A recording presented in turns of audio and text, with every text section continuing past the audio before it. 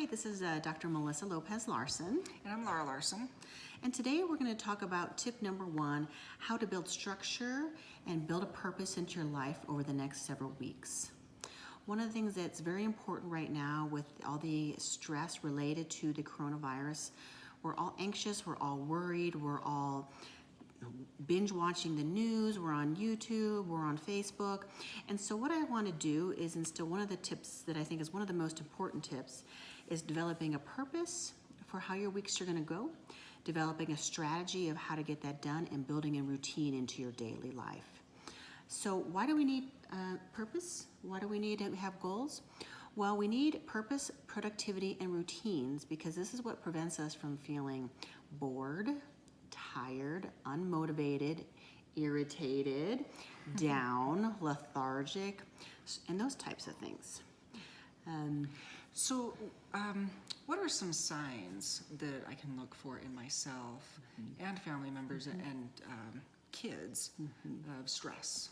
Yeah, so some of the stress signs, and this is when you really want to start really honing in on structure and putting in a lot of kind of measures to help with that, is if you notice yourself or your family member is more angry, agitated, they're pacing more, they're snappy, they're tired, they don't have any motivation, they're struggling with sleep, appetite, or quite frankly, they're tearful more than often than they should be, or they just feel down. So I've heard people use the term stress eating. Is that a real thing? That's definitely a real thing, and that's one of the things we want to avoid is picking up bad habits because we're overwhelmed and feeling very stressed out. So overeating, over drinking, some of the other things like binge watching Netflix or watching the news 24/7. All these types of things, we can all do in moderation, but, to do them excessively because we're trying to distract ourselves or we're so worried we're trying to search for more information does tend to backfire on us and causes us actually to get more anxious and stressed and overwhelmed. Okay, so surely you are not suggesting that we eliminate the parent punch. I'm not suggesting you eliminate parent punch or any alcoholic beverages of your choice. I do suggest moderation and, use like you did a couple months ago. So you want to treat this time period that we're all going through very similarly to what you were doing a couple months ago before this all struck. So, if you had an occasional cocktail, then for the next couple of weeks, have an occasional cocktail. So try not to exceed your typical normal use pattern. Okay, fair enough. Yes. So what are some strategies you suggest to stay on schedule? Right, so one of the main strategies I feel like is, so first of all, you want to identify the purpose or purposes or goals of the week. And these can be big goals, they can be small goals, but really you're trying to set the stage for how you would like to see and what you would like to achieve for this upcoming week or next several weeks. To give you an example, so one of my big goals for the next several weeks as I'm trying to, put some structure into my life is to put together some tips for how to help, everybody in my community, both immediate and large, how to manage the anxiety and stress and worries and fears related to the coronavirus and what we're all going through. So that's my overarching goal. Now, some of my smaller goals, which I have several for the week, is I'm going to hopefully try to make a couple meals, the next couple days that I can freeze that we can kind of, eat over the next several weeks. I'm hoping to be able to clean out that one junk drawer that I really need to clean out. And I'm hoping or two, thank you. Or, I also want to, and in addition, my goal, now that our daughter is home for the next several weeks, is to make sure that I'm doing a science project with her at least 3 times a week. It's something that she loves doing. It'll help me make sure that she's getting at least the science education that she needs, and it's just my way of participating in that piece of it for her. Yeah. Keeping things consistent, exactly. Yeah. So how important is it to share my purpose with our partners and other family members? Yeah, well, I think that's a great question. That's one of the important things that I would say. You want to maybe start making this a habit. Talk to your family, maybe Sunday or Monday, say, hey, what are we going to want to accomplish together as a family, what would I like to accomplish individually? And everybody can share what their goal and purpose of the week will be. And again, they don't have to be big goals. They can be small goals. Your goal could be like, how are you going to find toilet paper this week? I mean, that could literally be a goal. And That's a big one. It's a big one. It's a very important goal. So, we can all share our goals, and then we can all help each other achieve them. That could be like your child's, you're a teenager is helping with some childcare. That could also be, your partner giving you some space so that you can work out, or you have some downtime, alone time to meet those needs. So sharing it is important. It actually, it helps us all to feel connected and safe and secure. Nice. Let's see. Can you share some other examples of purposes? Yeah, goals. So again, you can make some goals like reading to your child daily. You can teach your teenagers how to cook some simple meals so you're starting to get them college bound or college ready. Teach them laundry. Teach them some household skills that maybe they didn't know about. Again, you could teach. You could figure out ways to be more engaged in the community. You could figure out how you can help some of the elderly people in your community and make sure that they're getting the proper food and nutrition and support that they need. So they could be big goals, they could be small goals.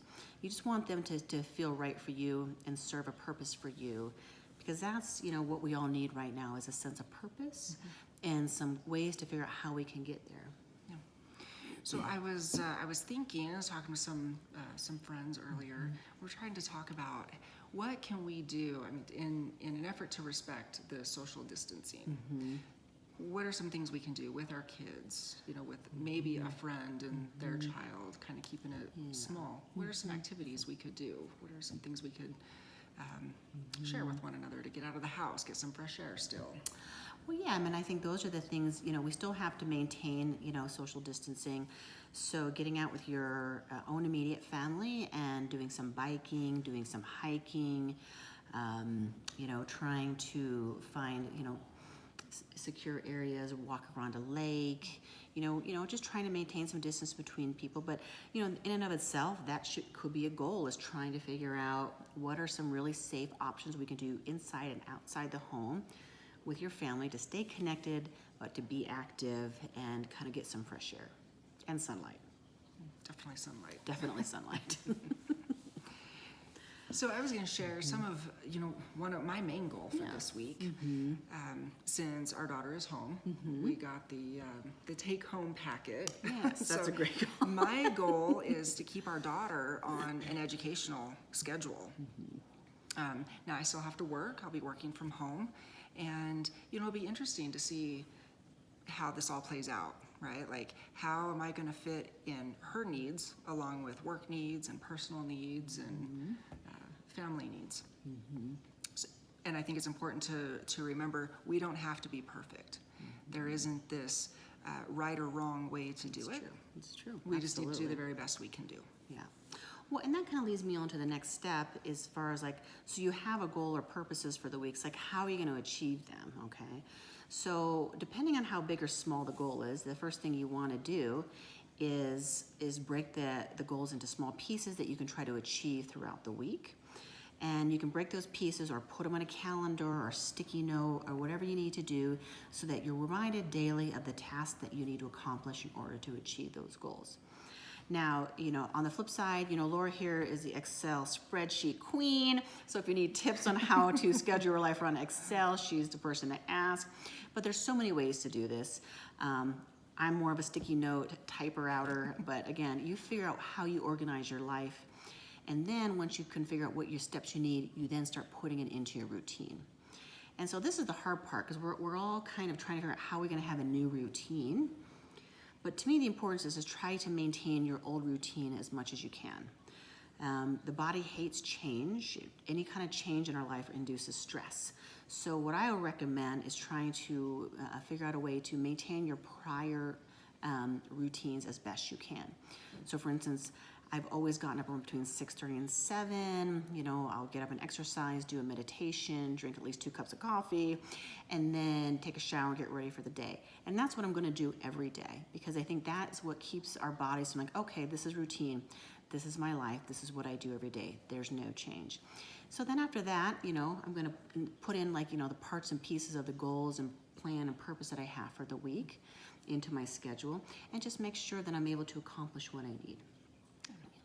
So it sounds like what you're saying is that it will behoove us to kind of have a plan, stick to it, just to keep ourselves emotionally healthy. Exactly. Yes. So try to have as much of a routine as possible that we're already used to, with as minimal changes to that as we can. Yeah. Having a schedule and routine gives us a feeling of control. And right now, with the world kind of out of our control and certain things that we can't really change at the moment, all we can do is change what we do and change ourselves. So the goal here is really to take control of your life, figure out a purpose, and make sure you're able to engage in those purposes throughout the week. That'll help distract you. It'll help give you a purpose. You might find that you enjoy this extra time with your family. You might find you're more connected. So looking at some of the positive aspects of, kind of what we're going through the next week is also really important. But I'm sure we'll touch on that in another topic. Well, this has all been very good information. I love it when we get to, pick your brain, and it helps me too. That's good. So thank you for all this valuable information. Yeah. And we welcome questions and comments. Let us know what you'd like to talk about, or any concerns you may have. Yeah. And remember, ask for help if you need it, and offer it help if you can. We all need to be a source of support for each other. And if you have any questions or concerns, please let us know. We're happy to provide different topics and ideas based on your recommendations and suggestions. And we look forward to seeing you again tomorrow, but take care and happy scheduling. Thanks, guys.